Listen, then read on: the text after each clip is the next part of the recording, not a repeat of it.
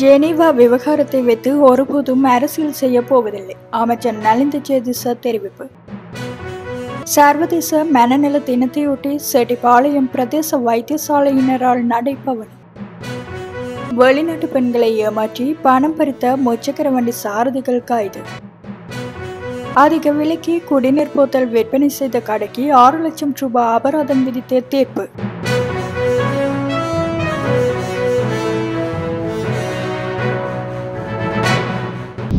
Geneva விவகாரத்தை வைத்து ஒருபோதும் அரசியல் செய்ய போவதில்லை என்று அமைச்சர் நலிந்த ஜெயதிச தெரிவித்துள்ளார். ஐக்கிய நாடுகள் மனித உரிமைகள் பேரவையும் அங்கு மேற்கொள்ளப்படும் தீர்மானங்களும் அரசியல் இருப்புக்காகவே கடந்த காலங்களில் பயன்படுத்தப்பட்டு வந்துள்ளன. அவ்வாறான செயற்பாடுகளில் நாங்கள் ஒருபோதும் ஈடுபட போவதில்லை. அதுபோல் அத்தகைய செயற்பாடுகளில் ஈடுபடுவதற்கு எவரையும் அனுமதிக்கவும் மாட்டோம். ஐக்கிய நாடுகள் மனித உரிமைகள் பேரவையில் இலங்கை அரசாங்கத்தின் நிலைப்பாட்டை வெளிவிவகார அமைச்சர் தெளிவுபடுத்திவிட்டார்.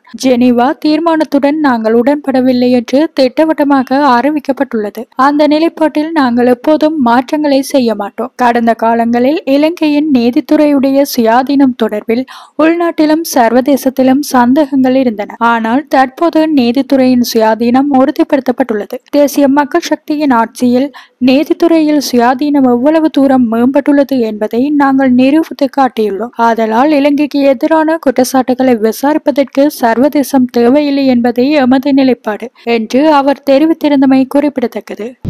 சர்வதேச மனநல தினத்தையொட்டி செட்டிப்பாளையம் பிரதேச வைத்தியசாலையின் ஏற்பாட்டில் இன்று நடைபவனி முன்னெடுக்கப்பட்டது. செட்டிப்பாளையம் பிரதேச வைத்தியசாலையின் வைத்திய பொறுப்பதிகாரி வைத்தியர் சி ஜீவிதா தலைமையில் நடைபெற்றது. இதன்போது பல்வேறு வாசகங்கள் அடங்கிய பதாதைகளை ஏந்தியவாறு நடைபவனி முன்னெடுக்கப்பட்டது.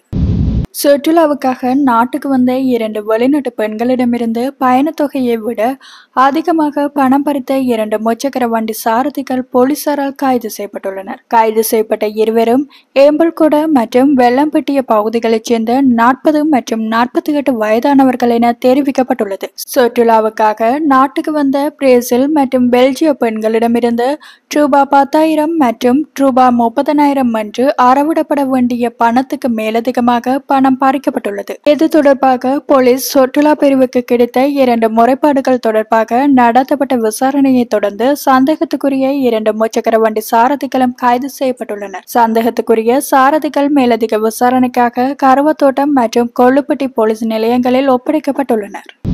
கொலன்னவ பிரதேசத்தில் உள்ள ஒரு வர்த்தக நிலையத்தில் கட்டுப்பாட்டு விலையை விட அதிக விலைக்கு குடிநீர் போத்தல் ஒன்றை விற்பனை செய்த குற்றச்சாட்டுக்காக கொழும்பு நீதிவான் நீதிமன்றம் 6 லட்சம் ரூபாய் அபராதம் விதித்துள்ளது. இது தொடர்பிலான வழக்கு நுகர்வோர் விவகார அதிகார சபையின் நாரகன்பேட்ட மாவட்ட அலுவலகத்தால் தாக்கல் செய்யப்பட்டிருந்தது. 500 மில்லி லிட்டர் குடிநீர் போத்தலின் கட்டுப்பாட்டு விலை 70 ரூபாவாக நிர்ணயிக்கப்பட்டிருந்த நிலையில் குறித்த வர்த்தக நிலையம் அதனை 90 ரூபாவுக்கு விற்பனை செய்ததாக குற்றம் சாட்டி இந்த வழக்கு தாக்கல் செய்யப்பட்டது. குறித்த வழக்கு நேற்றைய தினம் விசாரணைக்கு எடுத்துக் கொள்ளப்பட்டது. இதன்போது குற்றம் சாட்டப்பட்ட வர்த்தக நிலையம் நீதிமன்றத்தின் முன் தமது குற்றத்தை ஒப்புக்கொண்டது. இந்த வேளையில் தண்டனை வழங்குவதற்கு முன்னர் நீதிமன்றத்தில் சமர்ப்பணங்களை முன்வைத்த நுகர்வோர் விவகார அதிகார சபையின் விசாரணை அதிகாரிகள் இந்த குற்றத்துக்காக 5 லட்சம் முதல் 50 லட்சம் ரூபாய் வரை அபராதம் விதிப்பதற்கு நீதிமன்றத்துக்கு அதிகாரம் உள்ளது என்பதை சுட்டிக்காட்டினர். அதன்படி முன்வைக்கப்பட்ட சமர்ப்பணங்களை கருத்தில் கொண்ட நீதவான் குறித்த வர்த்தக நிறுவனத்துக்கு 6 லட்சம் ரூபாய் அபராதம் விதித்து தீர்ப்பளித்தார்.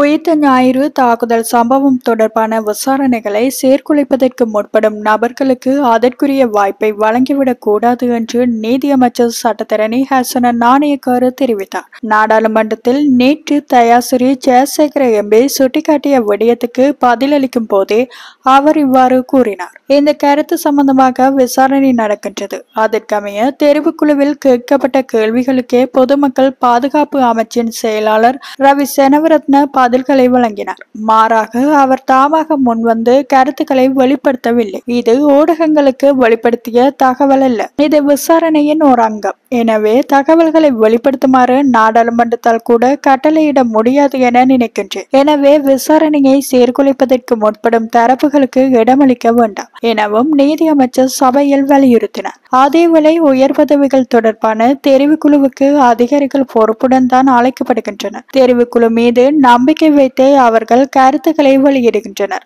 அந்த கருத்துக்களை உறுப்பினர்கள் ட்வீட் செய்வது தவறு. அவர்களுக்கு எதிராகவே விசாரணை நடத்தப்பட வேண்டும் என்று அமைச்சர் வசந்த சமரசிங்க குறிப்பிட்டார். நாடு முழுவதும் ஏராளமான சட்டவிரோத நிதி நிறுவனங்கள் தோற்றம் பெற்று அப்பாவி மக்களின் பணத்தை சுரண்டி வருகின்றதாக எதிர்க்கட்சி தலைவர் சஜித் பிரேமதாச இன்று நாடாளுமன்றில் தெரிவித்தார். இதற்கு மிக அண்மித்த உதாரணமாக கிழக்கு கேவாகம் கோரள கூட்டுறவு சங்கம் தமது சேமிப்பு நிதியை இதுபோன்ற ஒரு நுண்நிதி வங்கியில் வைப்பிலிட்டதனால் கோடிக்கணக்கான ரூபாய் இழக்கப்பட்டு சுமார் 50,000 வாடிக்கையாளர்களின் வைப்பு தொகைகளும் இழக்கப்பட்டுள்ளதாக அவர் சுட்டிக்காட்டினார். அவ்வாறு இணையவழி கடன் மாஃபியா மூலம் பல்வேறு நபர்கள் வெளிநாடுகளில் இருந்து இந்த நாட்டுக்கு வந்து இணைய வழியாக கடன்களை வழங்கி இறுதியில் மிரட்டல் விடுத்து அச்சுறுத்தி பணம் பறிக்கும் செயல்முறைகளும் நாட்டில் நடந்து வருகின்றதாகவும் சஜித் பிரேமதாச தெரிவித்தார். மேலும் போலீஸ் மா அதிபரின் அறிவுறுத்தல்களை மதிக்காமல் வாகனங்களை வலுக்கட்டாயமாக கையகப்படுத்த லீசிங் நிறுவனங்களினது செயல்களும் அதிகரித்து காணப்படுவதாக கூறிய எதிர்க்கட்சி தலைவர் சஜித் இந்த விடயத்தில் அரசாங்கம் அவசரமாக தலையீடு செய்ய வேண்டும் எனவும் தெரிவித்திருந்தமை குறிப்பிடத்தக்கது.